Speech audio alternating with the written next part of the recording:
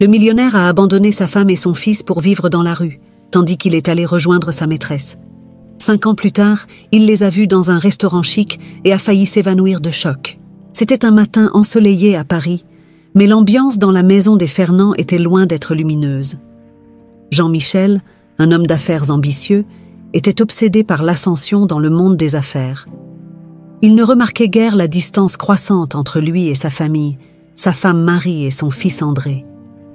Marie, une femme au cœur pur et dévoué, croyait toujours au potentiel de son mari et le soutenait inconditionnellement. Cependant, la présence constante d'Isabella, la maîtresse de Jean-Michel, commençait à corroder la structure de la famille. Isabella était une femme séduisante et manipulatrice, aux yeux sombres et à la personnalité dangereuse. Elle avait su capturer le cœur de Jean-Michel, lui promettant une vie d'aventure et de plaisir. Au fil des mois, Jean-Michel devenait de plus en plus froid et distant. Marie faisait tout pour garder la famille unie, préparant les plats préférés de Jean-Michel et essayant de l'impliquer dans des activités familiales. Toutefois, ces tentatives étaient vaines. Jean-Michel était aveuglé par le pouvoir et les fausses promesses d'Isabella. « Jean-Michel, s'il te plaît, pense à André. Il a besoin de toi », implorait Marie, les larmes aux yeux. « Marie, tu ne comprends pas. Isabella me fait sentir vivant. Je mérite plus que cette vie monotone, » répondit Jean-Michel, sa voix dure et implacable. Un jour, dans un moment de faiblesse et complètement enchevêtré dans les illusions créées par Isabella, Jean-Michel prit une décision qui allait tout changer. Il rassembla quelques affaires et quitta Marie et André, sans y réfléchir à 2 fois. La cruauté de cet acte était exacerbée par le fait qu'il vida également les comptes bancaires, laissant Marie sans ressources pour subvenir aux besoins de la famille. La nouvelle du départ de Jean-Michel se répandit rapidement dans le quartier. Marie, sans alternatives et le cœur brisé, fut forcée de chercher refuge dans la rue avec André. Ils erraient sans but dans les rues animées, le désespoir se reflétant dans les yeux innocents d'André, qui ne comprenait pas pourquoi son père les avait abandonnés. Les nuits étaient les plus difficiles. Marie tenait André fermement, essayant de le protéger du froid et de la peur. Chaque matin, elle cherchait un moyen de survivre, acceptant des petits boulots ici et là, mais la lutte était constante. Néanmoins, Marie refusait de baisser les bras. Sa force venait de l'amour inébranlable pour son fils et de l'espoir qu'un jour les choses s'amélioreraient. Pendant ce temps, Jean-Michel vivait une vie de luxe aux côtés d'Isabella, complètement inconscient de la souffrance de sa famille. Il s'adonnait à des fêtes et des affaires louches, croyant avoir trouvé le bonheur. Mais la véritable nature d'Isabella commençait à se révéler, sa manipulation et sa cupidité devenaient chaque jour plus évidentes. Marie, affrontant des défis inimaginables, trouvait du réconfort dans les petites joies quotidiennes et les souvenirs de temps plus heureux. Elle savait qu'elle devait être forte pour André, qui dépendait d'elle plus que jamais. Ainsi, même dans les pires adversités, la flamme de l'espoir continuait de brûler dans son cœur. Les premières semaines furent les plus difficiles pour Marie et André. Sans abri et sans argent pour subvenir à leurs besoins, chaque jour était un combat pour la survie. Marie, une femme de courage et de détermination, savait qu'elle ne pouvait pas se laisser abattre, car André dépendait totalement d'elle. Tôt le matin, Marie laissait André sous la surveillance d'une dame bienveillante, Madame Carmen, qui vivait également dans la rue, pendant qu'elle partait à la recherche de tout travail disponible. Nettoyer des maisons, laver des vêtements pour des familles aisées, vendre des sucreries et des objets artisanaux dans les rues animées de la ville. Rien n'était trop dur pour elle, tant qu'elle pouvait assurer leur subsistance quotidienne. « André, je reviendrai bientôt. Reste avec Madame Carmen et sois sage », disait Marie, embrassant le front de son fils avant de partir. « Oui, maman. Je vais aider Madame Carmen à vendre des fleurs », répondait André avec un sourire confiant, voulant alléger la charge de sa mère. Malgré les circonstances adverses, la relation entre mère et fils se renforçait chaque jour. André, avec son innocence et sa résilience, était le pilier émotionnel de Marie. Il trouvait toujours un moyen de maintenir le moral, que ce soit en chantant de vieilles chansons que Marie lui avait apprises ou en racontant des histoires inventées de mondes magiques où rien n'était impossible. Aujourd'hui, j'ai rêvé que nous étions riches, maman, et que nous vivions dans une grande maison avec un jardin plein de fleurs, racontait André, les yeux brillants d'espoir. Un jour, mon amour, un jour, répondait Marie, le cœur serré de douleur, mais déterminée à réaliser ce rêve. Marie devint bientôt connue dans le quartier. Son honnêteté et son dévouement gagnèrent la confiance de beaucoup, et peu à peu, elle obtint des emplois plus stables, ce qui leur permit d'acheter des repas modestes mais nutritifs. La nuit, elle et André dormaient dans un coin sûr sous un pont, enlacés et protégés par l'amour inconditionnel qu'ils partageaient. Un jour, alors qu'elle vendait des sucreries près d'un marché animé, Marie rencontra une vieille amie, Lucie, qui avait perdu le contact avec elle après l'abandon de Jean-Michel. Lucie, choquée par la situation de Marie, lui offrit un emploi plus stable dans sa petite boutique de vêtements. « Marie, je ne peux pas croire ce qui t'est arrivé. Viens travailler avec moi, je peux te payer un salaire décent et peut-être même t'aider à trouver un logement, » proposa Lucie, les yeux remplis de compassion. Marie, les larmes de gratitude aux yeux, accepta l'offre. À partir de ce moment-là, la vie commença à montrer des signes d'amélioration. Elle travaillait dur dans la boutique de Lucie, gagnant suffisamment pour louer une petite chambre dans une pension modeste. Ce n'était pas grand-chose, mais c'était un pas important pour sortir de la rue. André, toujours optimiste, continuait d'être la lumière dans la vie de Marie. Il aidait comme il pouvait, et sa joie de vivre était contagieuse, apportant des sourires non seulement à sa mère, mais aussi à ceux qui l'entouraient. La force et l'union entre mère et fils grandissaient à chaque défi surmonté, et ensemble, ils commencèrent à reconstruire leur vie. Les premiers rayons du soleil envahissaient la petite chambre de la pension modeste où Marie et André habitaient maintenant. C'était un espace simple, mais pour eux, c'était un palais comparé aux rues froides et dangereuses qu'ils avaient en quitté. Marie, déterminée à offrir un avenir meilleur à son fils, se levait tôt chaque matin pour affronter une nouvelle journée de dur labeur. Grâce à la générosité de Madame Carmen, une femme bienveillante qui vivait également dans la rue, Marie trouva un emploi stable comme femme de ménage dans un petit restaurant au centre-ville. Madame Carmen avait été un ange gardien pour Marie et André, offrant des conseils et un soutien lorsqu'ils en avaient le plus besoin. Le restaurant, géré par un couple gentil, les González, était un lieu accueillant où Marie se sentait valorisée et respectée. « Vous faites un excellent travail, Marie. Nous sommes reconnaissants de vous avoir ici, » disait M. González toujours avec un sourire sincère. « Merci, monsieur. C'est moi qui vous remercie pour cette opportunité, » répondait Marie, avec gratitude dans chaque mot.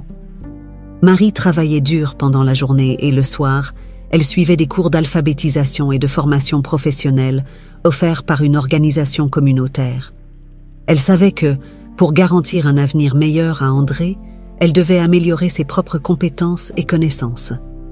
Sa détermination était alimentée par l'amour inconditionnel pour son fils et l'espoir d'un avenir plus radieux. Pendant ce temps, André commençait à fréquenter l'école publique locale. Dès le premier jour, son intelligence et sa curiosité attirèrent l'attention des enseignants. Il avait une aptitude naturelle pour les mathématiques et les sciences, se distinguant parmi ses camarades. Ses professeurs, impressionnés par son talent et son dévouement, ne tardèrent pas à reconnaître son potentiel. « Cet enfant est une perle rare, Marie. Avec le bon soutien, il peut aller très loin, » disait Madame Martinez, la professeure de mathématiques, lors d'une réunion parents-professeurs. « Je ferai tout ce que je peux pour qu'il ait toutes les opportunités, » répondait Marie, fière et émue. Les jours passaient et la vie commençait à se stabiliser.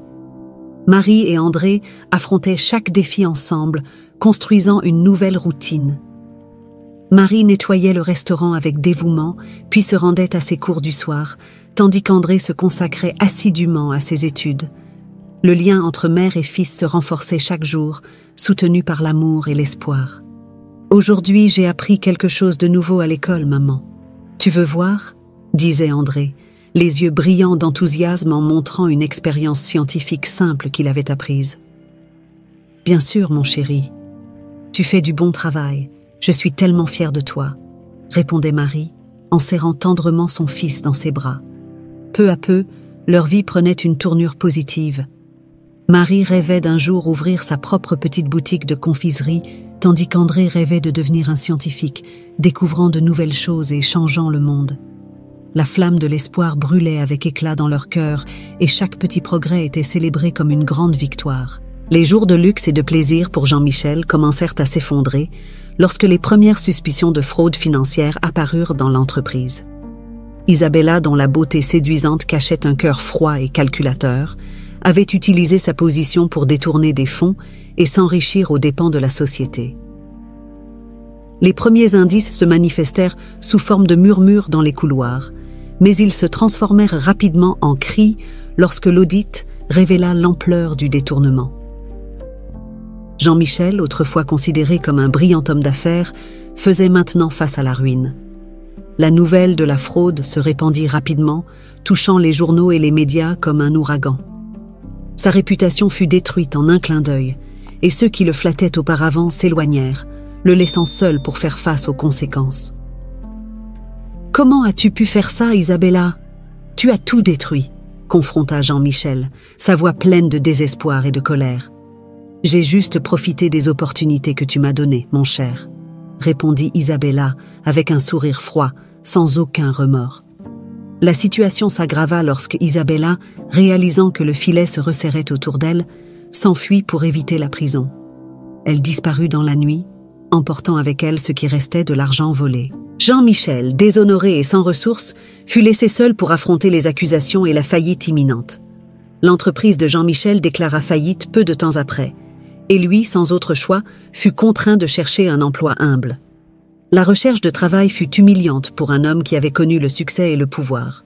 Jean-Michel, qui autrefois dirigeait des réunions dans des salles de conférences luxueuses, se retrouvait maintenant à demander un emploi comme ouvrier et travailleur manuel. « J'ai besoin d'un travail, n'importe quel travail », implorait-il à un chef de chantier, ses yeux autrefois pleins de fierté reflétant maintenant le désespoir. « Nous pouvons te donner une chance, mais tu devras commencer en bas, à porter des matériaux », répondit le chef, peu impressionné par les références de Jean-Michel. Durant cette période sombre, Jean-Michel commença à réfléchir à ses actions et aux choix qui l'avaient conduit là. Il pensait à Marie et André, aux vies qu'il avait détruites dans sa quête égoïste de pouvoir et de plaisir. Chaque jour de travail acharné était un rappel douloureux de ses échecs et de l'homme qu'il était devenu. Pendant ce temps, Marie et André, ignorant la chute de Jean-Michel, continuaient de reconstruire leur vie. Marie, maintenant une étudiante assidue et une travailleuse infatigable, voyait l'avenir avec espoir. André, avec son talent extraordinaire pour les mathématiques et les sciences, prospérait à l'école, attirant l'attention des enseignants et des camarades. « Tu peux devenir ce que tu veux, mon fils. Je suis tellement fière de toi », disait Marie, alors qu'André lui montrait ses dessins et ses calculs. Cependant, le destin avait encore des rebondissements en réserve pour les Fernand.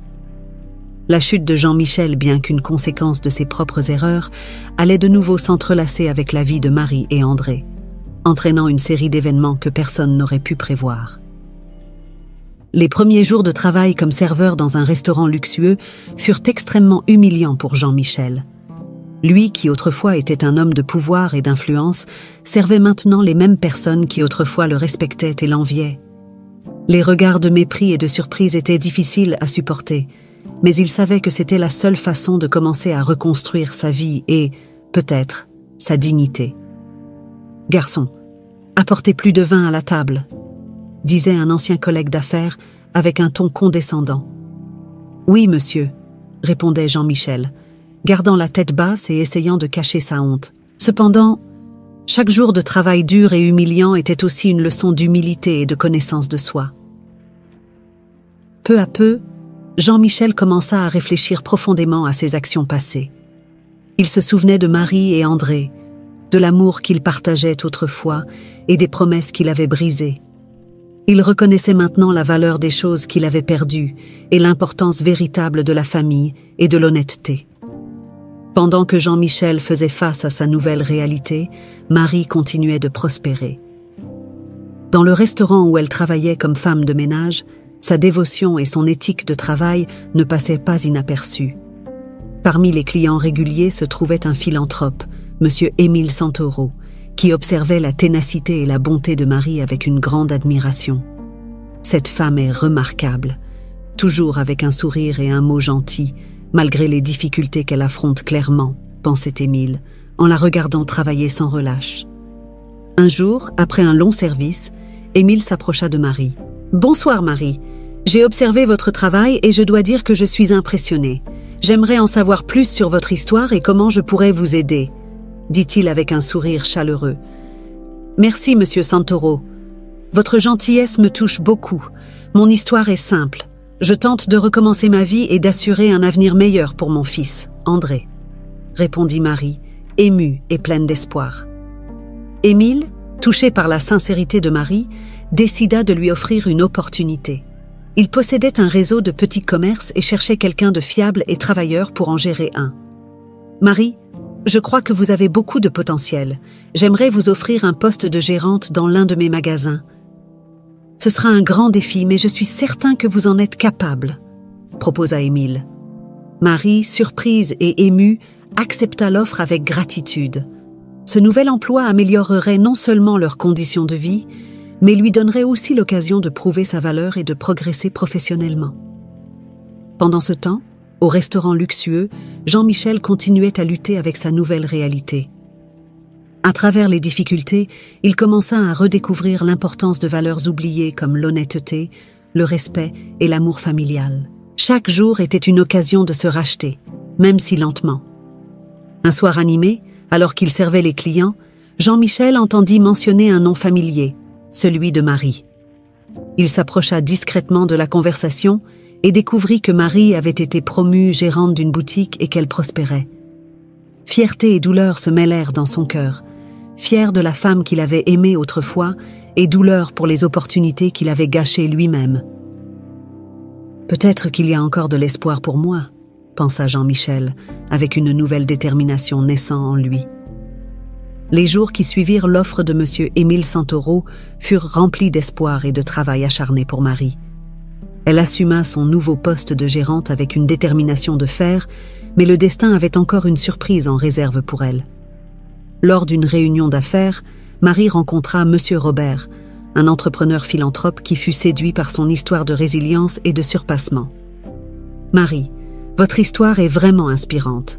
Je cherche à investir dans de nouveaux projets et je crois que vous avez le potentiel pour quelque chose de plus grand. Que diriez-vous d'ouvrir votre propre pâtisserie? Je suis prêt à investir en vous, » proposa M. Robert, les yeux brillants d'enthousiasme.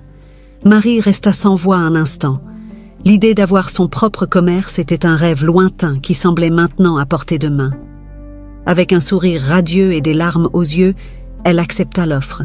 « Merci, M. Robert. Je ne sais comment vous remercier pour cette opportunité. Je promets de travailler dur pour faire prospérer cette entreprise, » dit Marie, sa voix pleine d'émotion. Avec le soutien financier de M. Robert, Marie commença à planifier sa pâtisserie. Elle savait qu'elle aurait beaucoup de travail devant elle, mais elle était déterminée à transformer cette opportunité en succès. André, toujours à ses côtés, s'avéra être un partenaire inestimable. Bien que jeune, il avait un talent inné pour les affaires et des idées innovantes qui aidèrent à façonner la vision de la pâtisserie. « Maman, que dirais-tu de proposer des saveurs spéciales lors de journées à thème? Nous pourrions attirer plus de clients et faire connaître notre pâtisserie, » suggéra André, les yeux brillants d'enthousiasme. « C'est une idée merveilleuse, mon amour. Nous allons le faire, » répondit Marie, en serrant son fils avec fierté. Ensemble, ils passèrent de longues nuits à planifier chaque détail de la pâtisserie, de la décoration accueillante au menu varié de douceurs et de gâteaux. André, avec sa passion pour les mathématiques et les sciences, aida à développer des stratégies de marketing et à calculer les coûts, s'assurant que tout reste dans le budget. Au fil des semaines, la pâtisserie commença à prendre forme. Marie engagea une petite équipe d'employés, tous choisis avec soin pour leur dévouement et leur amour de la cuisine. Elle s'impliqua personnellement dans la préparation des douceurs, chaque création étant faite avec amour et attention aux détails. Le jour de l'inauguration, la pâtisserie était pleine de vie. Amis, voisins et clients curieux remplissaient l'espace, attirés par l'odeur irrésistible des gâteaux fraîchement cuits et des douceurs artisanales. Monsieur Robert était présent, observant avec satisfaction le succès initial de l'entreprise qu'il avait aidé à créer. Le soleil brillait intensément le matin, où Marie ouvrit pour la première fois les portes de sa pâtisserie. La petite boutique accueillante et parfumée par l'odeur des gâteaux fraîchement cuits devint rapidement un lieu de rencontre prisé dans la communauté. Chaque jour apportait de nouveaux clients, attirés par la réputation de Marie non seulement comme une pâtissière talentueuse, mais aussi comme un symbole de résilience et de détermination. Marie, avec son sourire chaleureux et son attitude positive, conquérait le cœur de tous ceux qui franchissaient sa porte. Ses créations étaient plus que de simples douceurs. Elles étaient des œuvres d'amour et de dévouement, chacune racontant une partie de son histoire. Les éloges et la reconnaissance ne tardèrent pas à arriver. Les magazines locaux commencèrent à mettre en avant la pâtisserie, et des émissions de télévision firent des reportages sur le parcours inspirant de Marie. Elle devint une figure respectée dans la communauté, une personne qui avait transformé l'adversité en succès grâce à son travail acharné et à sa persévérance. « Vous avez vraiment accompli quelque chose d'incroyable ici, Marie », dit M. Robert lors d'une visite à la pâtisserie. « Votre histoire est une inspiration pour tous. » « Merci, M. Robert. Rien n'aurait été possible sans votre soutien, » répondit Marie, les yeux brillants de gratitude. Pendant ce temps, André continuait à se distinguer à l'école. Son talent pour les mathématiques et les sciences lui valut plusieurs prix et la reconnaissance de ses enseignants. Lors d'un concours régional de sciences, il présenta un projet innovant sur les énergies renouvelables, impressionnant les juges et remportant la première place. « Félicitations, André! Ton projet était tout simplement brillant, » dit Madame Martinez, sa professeure de sciences. « Tu as un avenir brillant devant toi. » Marie regardait avec fierté alors qu'André montait sur scène pour recevoir son prix. Chaque succès d'André était une preuve que tous les sacrifices et les efforts en valaient la peine. Ils avaient surmonté les difficultés et récoltèrent maintenant les fruits de leur détermination et de leur travail acharné. « Tu es incroyable, mon fils. Je suis tellement fière de toi, » disait Marie en serrant André fort dans ses bras. « J'ai appris de toi, maman. Nous formons une équipe, » répondait André avec un sourire confiant. La vie de Marie avait radicalement changé depuis les jours où elle et André luttaient pour survivre dans les rues. Maintenant, en tant que femme d'affaires prospère, elle sentait qu'elle avait enfin laissé le passé derrière elle. Cependant, les défis n'étaient pas complètement terminés. L'ombre du passé planait encore, surtout sous la forme de Jean-Michel, qui continuait à travailler humblement comme serveur, écoutant de loin les succès de Marie et André. Jean-Michel, désormais repentant de ses actions, était déterminé à se racheter. Il savait qu'un jour, il devrait confronter son passé et demander pardon à ceux qui l'avaient blessé. Mais pour l'instant, il se concentrait sur la reconstruction de sa vie, espérant le moment opportun pour tenter de réparer ses erreurs. Marie, malgré son succès, n'oubliait jamais ses racines et les difficultés qu'elle avait affrontées. Elle organisait souvent des événements caritatifs et donnait une partie des bénéfices de sa pâtisserie pour aider d'autres familles dans le besoin. Sa générosité et son esprit communautaire ne faisaient que renforcer son statut de figure respectée et admirée. Le succès et la reconnaissance apportaient une nouvelle espérance et sécurité pour Marie et André, mais aussi de nouveaux défis et opportunités. Ils étaient prêts à affronter ce qui viendrait, sachant que, ensemble, ils pouvaient surmonter n'importe quel obstacle. C'était une nuit particulièrement chargée au restaurant luxueux où Jean-Michel travaillait. La clientèle était nombreuse et il se déplaçait rapidement d'une table à l'autre, servant les plats avec une efficacité acquise grâce à des mois de travail acharné et humiliant. Cependant, rien ne pouvait le préparer à la surprise qui l'attendait ce soir-là. Alors qu'il portait un plateau rempli de boissons, Jean-Michel regarda l'une des tables principales et se figea. Assis là, bien habillés et manifestement prospères, se trouvaient Marie et André. Le choc de les voir si transformés et réussis fut accablant. Marie rayonnait, sa confiance évidente dans chaque geste, tandis qu'André, avec une posture mature et des yeux brillants, semblait être un jeune homme prometteur et plein de potentiel. Jean-Michel ressentit une vague de honte et de regret. Il savait qu'il devait s'approcher, mais la peur de la confrontation et la culpabilité de ses actes passés faillirent le paralyser. Rassemblant tout le courage qui lui restait, il marcha lentement vers la table, le cœur battant à tout rompre. « Marie, André, commença-t-il, la voix tremblante. Marie leva les yeux, son regard croisant celui de Jean-Michel. La froideur dans ses yeux était indéniable, mais il y avait aussi une lueur de fierté. Elle était une femme transformée, et la force de sa présence était indéniable. « Jean-Michel », répondit-elle, sa voix ferme et contrôlée. « Que veux-tu » André observait son père, ses yeux reflétant un mélange de sentiments. Il y avait la douleur du passé, mais aussi la maturité acquise à travers des années de difficultés et de croissance. Il resta silencieux, attendant de voir comment la situation allait se dérouler. « Je voulais m'excuser, » dit Jean-Michel, sa voix chargée de regret. « Je sais que j'ai beaucoup fauté. Je sais que je ne peux pas changer le passé, mais je veux que vous sachiez que j'essaie de devenir une meilleure personne. » Marie fixa Jean-Michel. Elle savait qu'il était sincère, mais la souffrance qu'il avait causée ne pouvait pas être facilement oubliée ou pardonnée. « Tu nous as abandonnés, Jean-Michel. Tu nous as laissés sans rien. André et moi avons dû lutter pour chaque morceau de pain, » répondit Marie, la douleur encore présente dans ses mots. « Je sais, » dit Jean-Michel, les yeux remplis de larmes, « et c'est quelque chose que je porterai toujours avec moi. Mais vous voir ici si forts et prospères me remplit d'espoir. Je veux faire partie de votre vie si vous me le permettez. » André, qui était resté silencieux, parla enfin. Sa voix était calme, mais portait la sagesse de quelqu'un qui avait vécu plus que son âge ne le suggérait. « Papa, nous faisons tous des erreurs.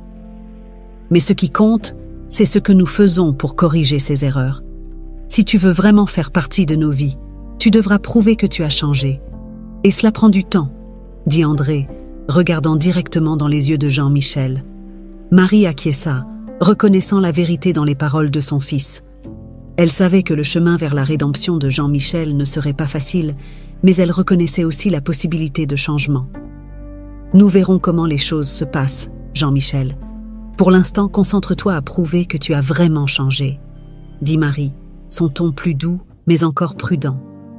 Jean-Michel, soulagé d'avoir une chance, même petite, de reconstruire les liens avec sa famille, promit de tout faire pour regagner leur confiance et leur respect. « Merci, Marie. Merci, André. Je promets de ne pas vous décevoir, » dit-il, la sincérité évidente dans chaque mot. Ce soir-là, tandis que Jean-Michel continuait de travailler, un nouveau sens du but et de l'espoir commença à grandir en lui. Il savait qu'il avait un long chemin à parcourir, mais il était déterminé à faire tout ce qu'il fallait pour réparer les erreurs du passé et reconquérir sa famille. Les jours qui suivirent la rencontre inattendue au restaurant furent marqués par un tourbillon d'émotions pour Jean-Michel, Marie et André. Jean-Michel, déterminé à se racheter, commença à chercher des opportunités pour prouver qu'il avait vraiment changé. Marie, bien que toujours blessée, ressentait un mélange de sentiments allant du ressentiment à l'espoir. André, avec sa maturité précoce, était prêt à donner une chance à son père, croyant en la possibilité de reconstruire une relation perdue. Jean-Michel fit tout son possible pour visiter la pâtisserie de Marie chaque fois qu'il avait une pause. Il se proposait pour aider en tout, de nettoyer le sol à organiser les stocks. Marie, malgré sa réticence initiale, permettait qu'il aide, mais gardait une distance émotionnelle encore sceptique quant à ses intentions. « Marie, s'il te plaît, laisse-moi prouver que j'ai changé. Je veux juste avoir une chance de corriger mes erreurs, » implorait Jean-Michel, tout en nettoyant le comptoir de la pâtisserie. « Jean-Michel, ce n'est pas si simple. Tu nous as abandonnés quand nous avions le plus besoin de toi. Les cicatrices que tu as laissées ne disparaissent pas du jour au lendemain, » répondait Marie, sa voix chargée de douleur. André, observant ses parents, ressentait le poids des émotions conflictuelles. Il voyait la sincérité dans les yeux de son père, mais comprenait aussi la souffrance de sa mère. Décidé à trouver un moyen de réconciliation, il suggéra un dîner en famille, une opportunité de parler et de tenter de surmonter le passé. « Maman, papa, que diriez-vous de dîner ensemble ce soir ? Nous pourrions parler et essayer de mieux comprendre ce que chacun ressent, » proposa André, son ton conciliant. Marie hésita, mais en voyant la détermination et l'espoir dans les yeux de son fils, elle accepta. « Jean-Michel, impatient de saisir toute opportunité de se racheter, accepta immédiatement. Ce soir-là, à une petite table dans la pâtisserie, la famille se réunit. L'atmosphère était chargée de tension, mais aussi d'une possibilité palpable de réconciliation. Marie servit un dîner simple et tous s'assirent, essayant de trouver les mots justes pour commencer. « Je voudrais commencer par m'excuser, encore une fois, » dit Jean-Michel brisant le silence. « Je sais que mes actions sont impardonnables, mais je suis ici pour faire tout ce qui est nécessaire pour regagner votre confiance. » Marie regarda fixement Jean-Michel. Elle pouvait voir la sincérité dans ses yeux, mais les blessures étaient encore fraîches. « Tu nous as laissés sans rien, Jean-Michel. J'ai dû me battre pour garder André et moi en vie. Il est difficile d'oublier tout cela, » dit Marie, sa voix tremblante. André, percevant la difficulté de sa mère, prit la parole. « Papa, je veux croire que tu as changé. Je veux que nous ayons une chance d'être une famille à nouveau. Mais cela n'arrivera que si tu montres par tes actions, pas seulement par des mots, que tu es vraiment désolé, » dit André, sa voix ferme et mature. Jean-Michel acquiesça, comprenant la profondeur de ce que son fils disait. « Je comprends, André, et je suis prêt à le faire. Je veux être là pour vous de toutes les manières possibles, » répondit Jean-Michel, sa voix pleine de détermination. Le dîner se poursuivit avec des conversations entrecoupées et beaucoup d'émotions. Marie, malgré sa résistance, commença à voir de petits signes de changement chez Jean-Michel. Il était plus humble, plus disposé à écouter et à travailler dur sans rien attendre en retour. André, toujours le médiateur, aidait à maintenir la paix et à trouver des points de connexion. Avec le temps, Jean-Michel commença à participer plus activement à la vie de Marie et André. Il aidait à la pâtisserie, accompagnait André dans ses activités scolaires et tentait, de toutes les manières possibles, de montrer qu'il était déterminé à faire partie de leur vie à nouveau. Marie, encore prudente, commença lentement à ouvrir son cœur. Les souvenirs de l'amour qu'ils avaient partagé autrefois commencèrent à émerger, mêlés à la douleur et à la souffrance qu'il avait causée. C'était un processus lent et douloureux, mais il y avait une étincelle d'espoir qu'ils pourraient peut-être surmonter le passé ensemble. Déterminé à prouver son repentir, Jean-Michel décida de chercher de l'aide professionnelle. Il commença à assister à des séances de thérapie, quelque chose qu'il n'aurait jamais envisagé auparavant, mais qui lui semblait maintenant essentiel pour comprendre et corriger ses erreurs. Assis dans le cabinet du thérapeute, il commença à affronter les démons de son passé, ses décisions impulsives et l'égoïsme qui l'avait conduit à abandonner sa famille. « Jean-Michel, le premier pas vers la rédemption est de reconnaître profondément l'impact de vos actions, » dit le thérapeute. « Vous devez accepter la douleur que vous avez causée aux autres et à vous-même. »« Je comprends, docteur, et je suis prêt à changer. Je veux être un homme meilleur pour moi et pour ma famille, » répondit Jean-Michel avec une sincérité renouvelée. Au restaurant où il travaillait comme serveur, Jean-Michel trouva du soutien parmi ses collègues. Ils l'encouragèrent et l'aidèrent à voir que, malgré ses erreurs, il avait de la valeur et pouvait se racheter. « Tu fais du bon travail, Jean-Michel. Continue comme ça, et tu verras que les choses vont s'améliorer, » disait Emmanuel, un collègue devenu un ami proche. Pendant que Jean-Michel travaillait sur lui-même, André observait ses efforts avec un mélange d'espoir et de méfiance. Il voyait son père aller en thérapie, aider à la pâtisserie et être plus présent dans sa vie, mais les cicatrices du passé étaient encore douloureuses. « Papa, je vois que tu essaies, mais il faudra du temps avant que je puisse te faire pleinement confiance à nouveau, » dit André lors d'une conversation sincère. « Je comprends, fils, et je suis prêt à attendre le temps qu'il faudra. Je veux juste que tu saches que je ne vais pas abandonner ni toi, ni ta mère, » répondit Jean-Michel avec une détermination calme. Marie, quant à elle, se concentrait sur l'expansion de son entreprise. La pâtisserie prospérait et elle commençait à penser à ouvrir une deuxième boutique. Son histoire de surpassement continuait d'inspirer la communauté et elle recevait des invitations pour donner des conférences sur l'entrepreneuriat et la résilience. Lors d'une de ces conférences, Marie partagea son parcours, des jours difficiles dans la rue au succès de sa pâtisserie. La clé pour surmonter toute adversité est la détermination et l'amour. C'est l'amour pour mon fils qui m'a donné la force de continuer, et c'est cette même détermination qui me motive à grandir chaque jour, disait Marie, tandis que l'auditoire l'applaudissait debout. Jean-Michel, qui avait assisté discrètement à la conférence, ressentit une profonde admiration pour Marie. Il savait qu'il avait encore un long chemin à parcourir, mais il était plus déterminé que jamais à soutenir sa famille et à contribuer à leur succès. Peu à peu, la relation entre Jean-Michel et André commença à se renforcer. Ils passaient plus de temps ensemble, discutant de l'école, de la vie et même des rêves d'André de devenir scientifique. Jean-Michel, pour la première fois, commença à ressentir une véritable connexion avec son fils, quelque chose qu'il avait négligé pendant si longtemps. « Papa, savais-tu qu'il y a tant de choses que nous pouvons encore découvrir sur l'univers ? Je veux faire partie de ces découvertes, dit André avec enthousiasme. Et tu le seras, fils. Tu as un talent incroyable et je serai là pour te soutenir à chaque étape du chemin, répondit Jean-Michel avec un sourire sincère. Marie, voyant la transformation de Jean-Michel et la réconciliation lente mais constante avec André, commença à se permettre de croire que la famille pourrait effectivement guérir et grandir à nouveau ensemble. Elle restait vigilante, mais aussi pleine d'espoir. Les vents de l'adversité soufflaient à nouveau dans la vie de Marie. Juste au moment où la paix et la stabilité semblaient enfin à portée de main, une ombre menaçante commença à planer sur sa pâtisserie. Un jour, Marie fut convoquée au commissariat pour répondre à une accusation grave, fraude financière. Elle était stupéfaite. Elle n'avait jamais rien fait de malhonnête et l'accusation semblait sortie d'un cauchemar. « C'est une erreur, je n'ai jamais commis de fraude », disait Marie, la voix tremblante, au commissaire. « Malheureusement, nous avons des preuves substantielles contre vous, madame. Nous devons enquêter en profondeur, » répondit le commissaire, son expression sérieuse. Désespérée, Marie chercha l'aide de son avocat et commença à examiner tous les documents et transactions de la pâtisserie. Elle ne trouvait rien qui puisse justifier les accusations.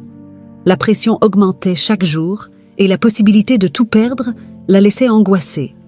Pendant ce temps, Jean-Michel, encore en pleine réhabilitation émotionnelle et morale, apprit les ennuis de Marie. Son instinct lui disait que quelque chose allait très mal. Il savait que Marie était une femme honnête et que quelqu'un devait être derrière ce complot. Lors d'une de ses séances de thérapie, il partagea ses inquiétudes avec le thérapeute. « Je suis inquiet pour Marie. Elle est accusée de quelque chose que je sais qu'elle n'a pas fait. J'ai peur que quelqu'un essaie de lui nuire à cause de moi, » dit Jean-Michel, visiblement bouleversé. « Vous devez enquêter là-dessus, Jean-Michel. Utilisez vos ressources et vos anciens contacts. Peut-être découvrirez-vous quelque chose qui pourrait aider Marie, » conseilla le thérapeute. Déterminé à aider, Jean-Michel commença à utiliser ses contacts dans le monde des affaires pour découvrir la vérité. C'est alors qu'il trouva une piste alarmante.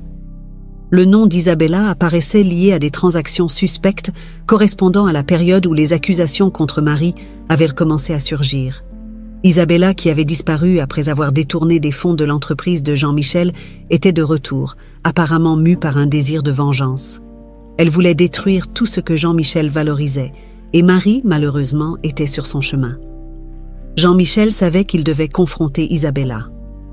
Avec l'aide de quelques anciens collègues, il réussit à la localiser dans une cachette luxueuse où elle continuait sa vie d'excès et de manipulation. La confronter serait dangereux, mais il ne pouvait pas laisser l'injustice triompher. Ce soir-là, il se rendit à l'endroit où Isabella résidait. La confrontation était inévitable. « Isabella, je sais ce que tu as fait. Tu as monté un coup contre Marie pour te venger de moi.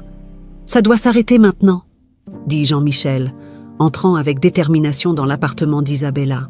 Isabella, surprise mais sans perdre son calme, rit. « Ah, Jean-Michel, toujours le héros tragique. Oui, j'ai fait ça, et je continuerai à détruire tout ce que tu aimes parce que tu mérites de souffrir, » répondit Isabella avec froideur. « Non, Isabella, ça s'arrête ici. Tu vas retirer ces accusations mensongères ou je vais m'assurer que tu passes le reste de ta vie derrière les barreaux, » menaça Jean-Michel, sa voix pleine de conviction. La confrontation fut tendue, mais Jean-Michel réussit à faire avouer la vérité à Isabella. Il enregistra sa confession et, muni de cette preuve, retourna au commissariat pour prouver l'innocence de Marie. Marie, encore en train de lutter pour maintenir la pâtisserie en activité sous le poids de l'enquête, reçut la nouvelle avec soulagement et gratitude. « Jean-Michel, je ne sais pas comment te remercier. Tu m'as sauvé la vie, » dit Marie, les larmes aux yeux. Je n'ai fait que ce qui était juste, Marie. J'avais promis de réparer mes erreurs et cela inclut te protéger, toi et André, répondit Jean-Michel avec sincérité. Avec les preuves présentées, les accusations contre Marie furent retirées et Isabella fut arrêtée pour les fraudes qu'elle avait commises. La pâtisserie recommença à prospérer et la réputation de Marie fut restaurée. Marie, André et Jean-Michel réalisèrent qu'en dépit des difficultés, ils étaient plus unis que jamais. Le chemin vers la rédemption et le pardon était encore long, mais ensemble, ils savaient qu'ils pouvaient affronter toute adversité. Le soir décisif, Jean-Michel se rendit à la cachette d'Isabella avec un enregistreur caché, déterminé à obtenir la confession qui prouverait l'innocence de Marie. La confrontation fut tendue et chargée d'émotions. « Isabella, tu vas payer pour tout le mal que tu as causé. Je sais que tu as fabriqué des preuves contre Marie. Avoue maintenant et peut-être que je considérerai ne pas te livrer à la police, » dit Jean-Michel, sa voix ferme et déterminée. Isabella, initialement confiante, se sentit pressée par l'intensité de Jean-Michel et la perspective d'être démasquée. Elle commença à perdre son calme, révélant l'étendue de sa cruauté. « Oui, j'ai fait ça. Je voulais te détruire, toi et tout ce que tu aimais. Marie n'était qu'un pion dans mon jeu, » avoua Isabella, son visage tordu par la rage. Jean-Michel, avec l'enregistrement en main, quitta rapidement les lieux et se rendit directement au commissariat. Là, il remit l'enregistrement aux autorités qui prirent immédiatement des mesures. Isabella fut arrêtée pour fraude et falsification de preuves et Marie fut exonérée de toutes les accusations. La nouvelle de l'arrestation d'Isabella et de l'innocence de Marie se répandit rapidement. La communauté, qui avait toujours cru en l'honnêteté de Marie, célébra sa réhabilitation. La pâtisserie recommença à prospérer encore plus, devenant un symbole de justice et de résilience. Marie, soulagée et reconnaissante, réunit sa famille pour une célébration spéciale. Jean-Michel, qui avait prouvé son repentir et son amour pour sa famille, fut accueilli à bras ouverts. « Jean-Michel, ce fut un chemin difficile, mais tu as prouvé que tu as changé. Nous sommes prêts à recommencer, ensemble, » dit Marie, sa voix chargée d'émotion. « Papa, nous sommes fiers de toi. Laissons le passé derrière nous et construisons un avenir meilleur, » ajouta André avec un sourire sincère. La famille, désormais unie, célébra la justice et la réconciliation. Ils rirent, pleurèrent et partagèrent des souvenirs, conscients d'avoir surmonté une grande épreuve et d'être plus forts que jamais. Jean-Michel, profondément touché par la confiance renouvelée de Marie et André, promit de ne plus jamais laisser la cupidité et l'égoïsme détruire ce qui compte vraiment. « Je vous promets que je ne laisserai jamais rien s'interposer entre nous. La famille est ma priorité, maintenant et pour toujours, » dit Jean-Michel, les larmes aux yeux. Marie, tenant les mains de Jean-Michel et André, sourit avec espoir et amour. « Nous sommes ensemble dans cela. Rien ne pourra plus nous séparer, » dit-elle avec conviction. La pâtisserie de Marie non seulement continua de prospérer, mais devint aussi un lieu de rencontre pour la communauté, où des histoires de surpassement et de résilience étaient partagées et célébrées. Jean-Michel, travaillant maintenant aux côtés de Marie, trouva une nouvelle passion dans la cuisine et le service communautaire, se consacrant à aider ceux qui faisaient face à des difficultés similaires. Ainsi, la famille Fernand, renaissant de ses cendres après tant d'adversités, entama un nouveau chapitre de sa vie. Unis par l'amour, la confiance et la promesse de ne plus jamais laisser ce qui est vraiment important se perdre, ils étaient de prêts à affronter tous les défis que l'avenir leur réservait.